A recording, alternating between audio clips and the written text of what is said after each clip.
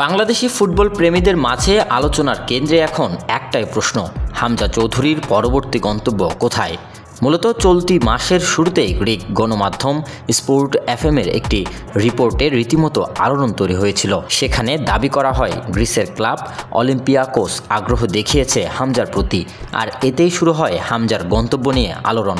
তবে যদি সব ঠিকঠাক হতো তাহলে চ্যাম্পিয়ন্স লিগের মতো বড় আসরে দেখা যেত এই মিডফিল্ডারকে।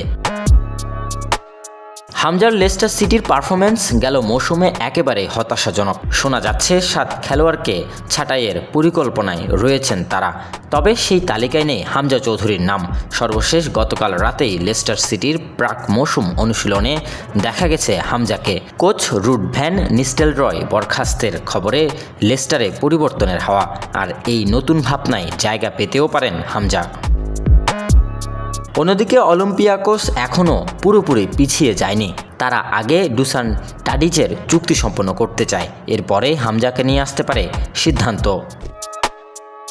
এদিকে শেফিল্ড ইউনাইটেডও হতে পারে হামজার সম্ভাব্য গন্তব্য, তবে এর জন্য শর্ত একটাই, কোচ ক্রিস ওয়াইল্ডারকে দলে রাখবে কিনা সেটাই নির্ধারণ করবে সম্ভাবনার ভবিষ্যৎ।